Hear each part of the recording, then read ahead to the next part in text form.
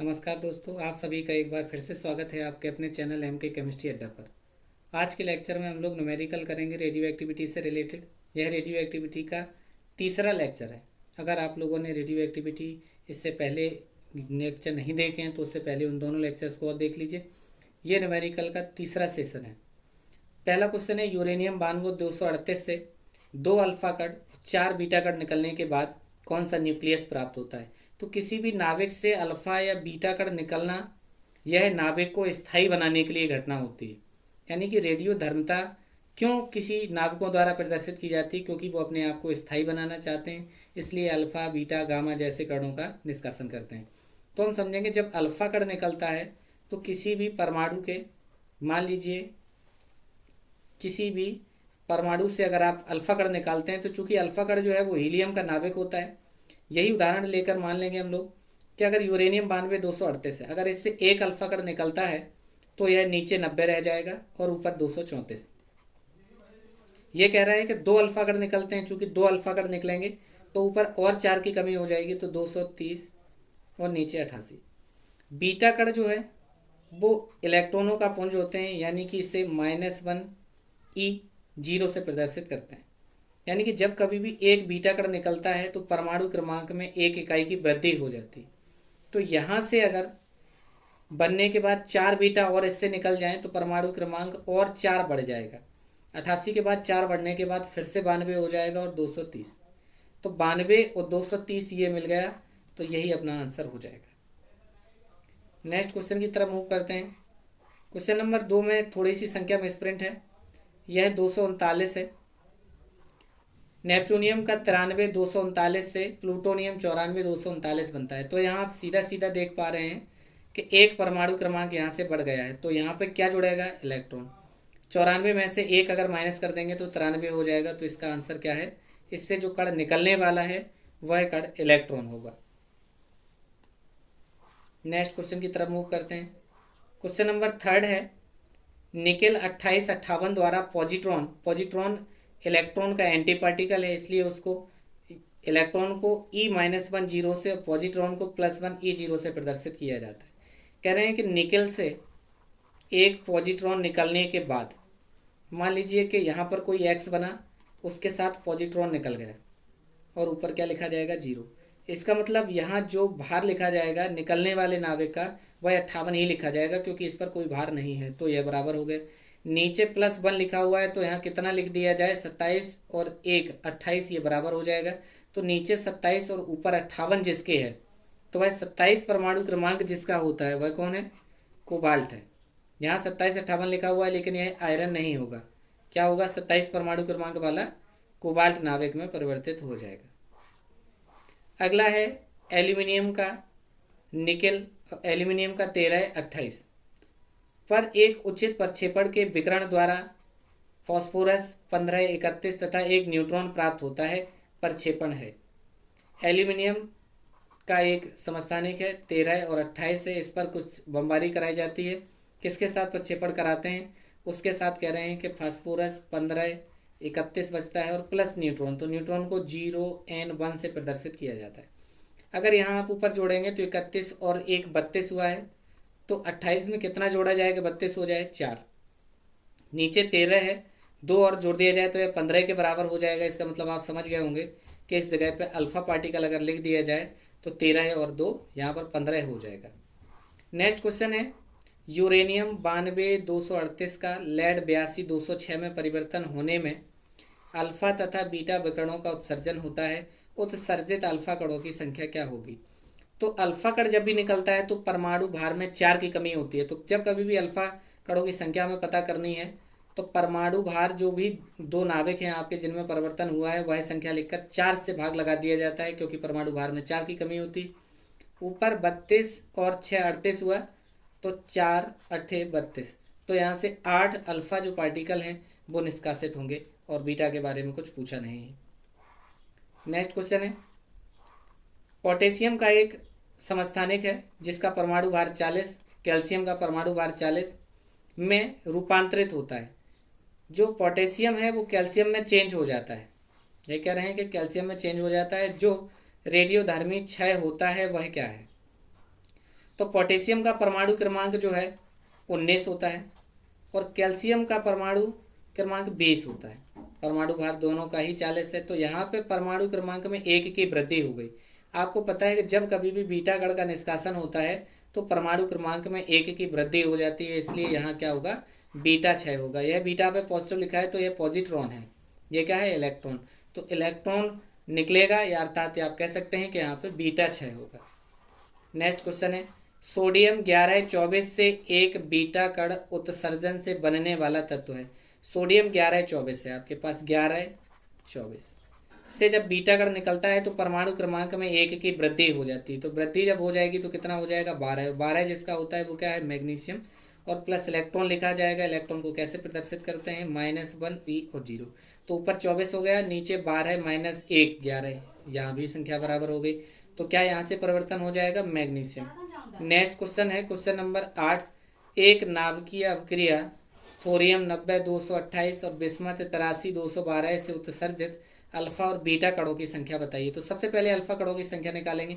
Alpha कणों की संख्या निकालने के लिए परमाणु भार जो नाभिक दोनों परिवर्तन हुए हैं उस संख्या को घटाकर 4 से भाग लगा दिया जाता है। तो ऊपर संख्या बचेगी 16 डिवाइड बाई 4 से कर दीजिए। तो कितने अल्फा पार्टिकल यहाँ से निकलेंगे, 4 अल्फा पार्टिकल आपके पास मिलेंगे। अगर 4 अल्फा पार्टिकल निकलते हैं तो परमाणु क्रमांक में 4 दूने 8 की कमी हो जाएगी और 80 जो है 8 कम करने के बाद यहाँ से 90 से 8 कम करने के बाद 82 बचेगा। लेकिन आंसर यहाँ पे कितना है, 83। तो परमाणु क्रमांक 1 बड़ा है, इसका मतलब 1 बीटा का निष्कासन हुआ होगा। तो 4 अल्फा और 1 बीटा का जहाँ निष्कासन हुआ है वही अपना आंसर है। नेक्स्ट क्वेश्चन की तरफ मूव करते हैं। क्वेश्चन नंबर 9 है, थोरियम 90 234 में से एक बीटा कण निकलने के बाद बनता है। एक बीटा कण निकलेगा तो परमाणु क्रमांक बढ़ जाएगा। परमाणु क्रमांक बढ़ेगा तो 90 का कितना हो जाएगा, 91, और परमाणु भार में कोई परिवर्तन नहीं होता है, इसलिए आंसर सी सही हो जाएगा। क्वेश्चन नंबर 10 की तरफ चलते हैं। एक कोई आपके पास नाभिक है जिसका परमाणु क्रमांक 90, परमाणु भार 234 है। परमाणु से अल्फा कण निकलने के बाद बचे हुए परमाणु में न्यूट्रॉनों की संख्या बताइए। तो आपके पास 90 234 है, इससे जब अल्फा पार्टिकल निकल जाएगा तो परमाणु क्रमांक में 2 की कमी और परमाणु भार में 4 की कमी हो जाएगी। तो नया जो नाभिक बनेगा वो 223 और परमाणु क्रमांक में 88 बचेगा। न्यूट्रॉनों की संख्या a-z लिखी जाती है, यानी परमाणु भार से परमाणु क्रमांक को आप माइनस कर देंगे तो यहाँ से आप 88 घटा देंगे, कितना बचेगा, यहाँ से आप घटाएंगे तो 88 माइनस करने के बाद आपके पास 12 बचेगा और 100 12 और 30 152। इसमें ऑप्शन में नहीं है ये क्या है, 90 है, 234 से अल्फा कण निकलने के बाद बचे हुए परमाणु में न्यूट्रॉनों की संख्या होगी। तो अल्फा कण निकलने के बाद परमाणु क्रमांक में 2 की और परमाणु भार में 4 की कमी, a-z 230 माइनस 88 करेंगे तो 12 और 30 यहाँ से बचेंगे 42।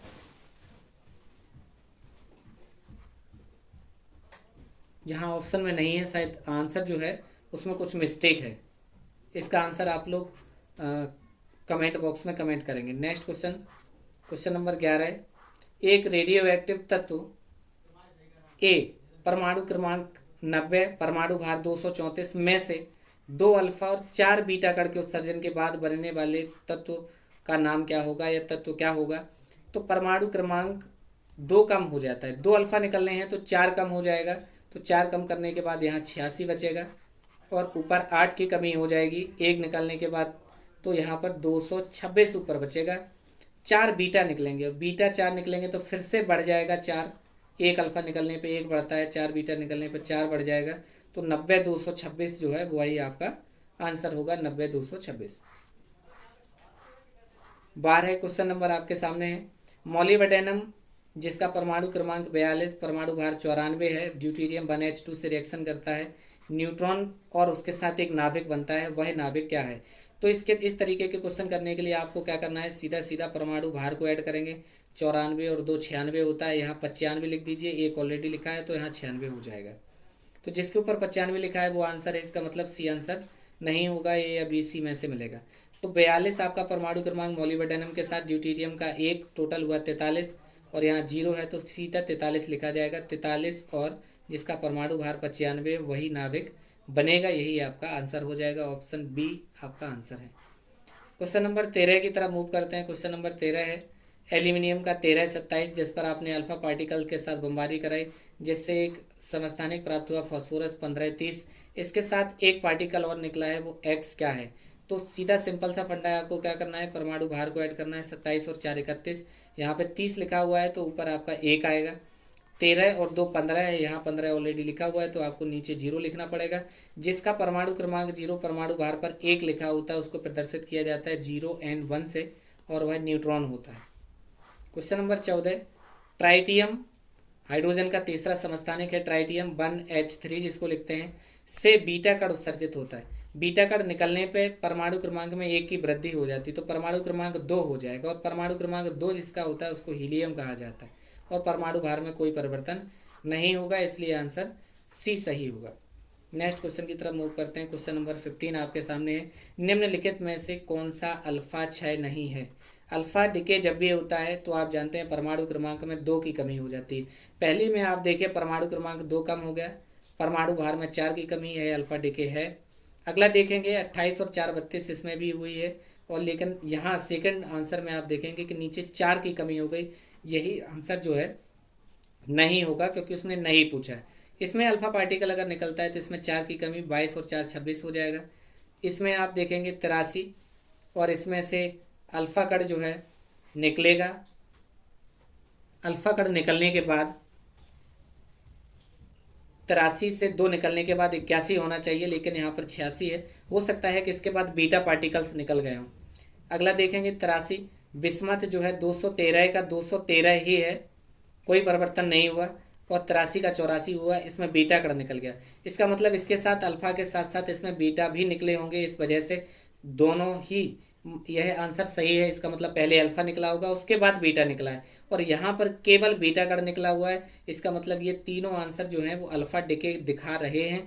किसके पास अल्फा डिके नहीं है, अल्फा क्षय नहीं हो रहा है, तो लास्ट ऑप्शन है, क्योंकि इसमें केवल बीटा डिके हो रहा है। इन सभी में अल्फा के साथ साथ बाद में बीटा भी डिके हुआ है, इसलिए आंसर डी वाला सही होगा, क्योंकि उसने नहीं पूछा है। नेक्स्ट क्वेश्चन है क्वेश्चन नंबर 16, निम्न नाभिकीय रूपांतरण में 92 234 है से 90 230 आता है। आप देख रहे हैं यहाँ से 4 की कमी हुई है, नीचे 2 की कमी हुई है, तो सीधा सीधा सा एक अल्फा पार्टिकल निकला है, तो यूरेनियम से उत्सर्जन जो हुआ है वो एक अल्फा कण का हुआ है। क्वेश्चन नंबर 17 आपके सामने है, निम्न श्रेणी में आर ए रेडियम का ए, रेडियम का बी, रेडियम का सी और रेडियम का सी डैश आपके पास 3 नाभिक हैं। पहले से अगर अल्फा पार्टिकल निकलता है बी बनता है, बीटा पार्टिकल निकलता है सी बनता है, उसके बाद आर डैश सी बनता है। आप सभी जानते हैं एक अल्फा और 2 बीटा पार्टिकल निकलने के बाद समस्थानिक बन जाता है। तो समस्थानिक कौन बनेगा? पहला और लास्ट वाला।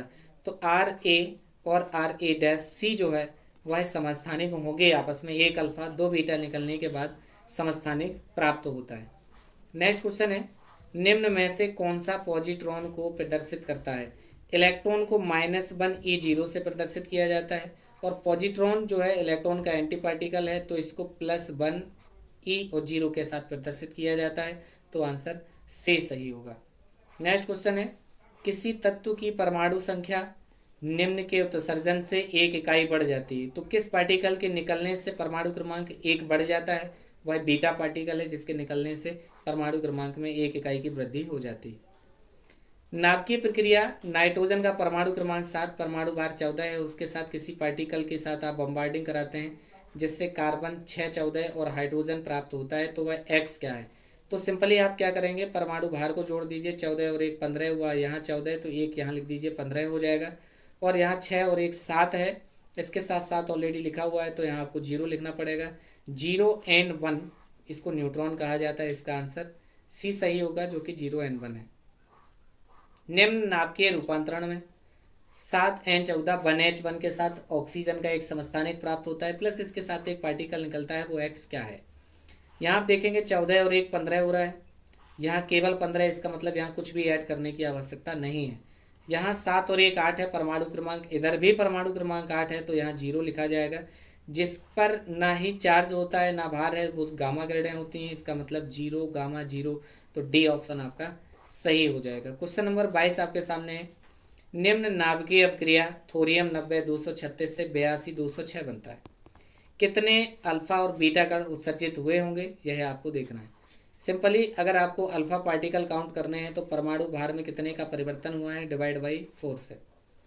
तो यहाँ से 236 से 206 प्राप्त होते हैं और उसके बाद बीटा कण उत्सर्जित होते हैं।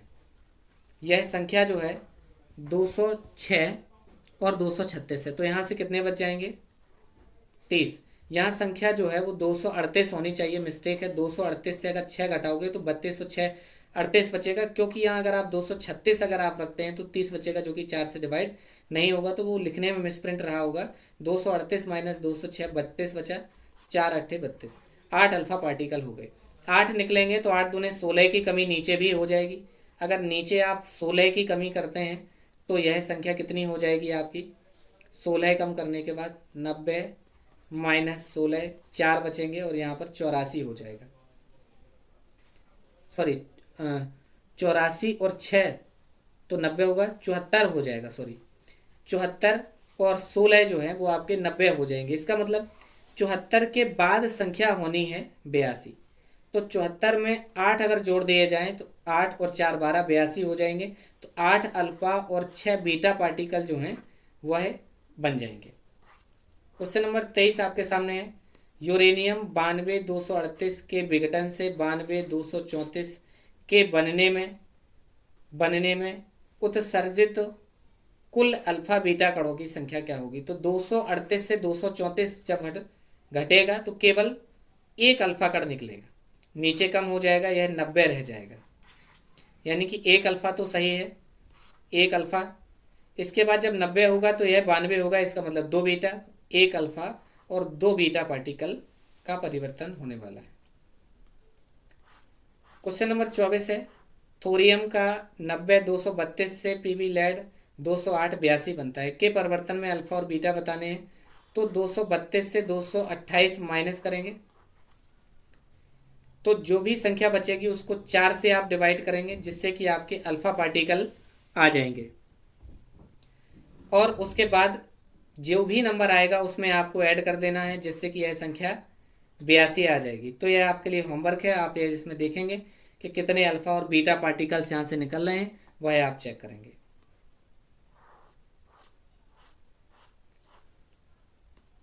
नेपच्यूनियम 93 239 से प्लूटोनियम 239 बनता है, इसके साथ क्या पार्टिकल निकलेगा यह पूछा है। प्लूटोनियम में यहाँ परमाणु भार नहीं लिखा है, परमाणु भार यहाँ पे आप लिख दीजिए 94 प्लूटोनियम का। 239 सेम है, इसका मतलब ऊपर 0 आएगा, और 93 से 1 94 एक ज़्यादा हुआ है, तो यहाँ आपको -1 करना पड़ेगा, जिससे एक यह कम हो जाएगा, जिससे कि -1 नीचे और ऊपर 0 होता है, उसको क्या कहते हैं, इलेक्ट्रॉन कहते हैं।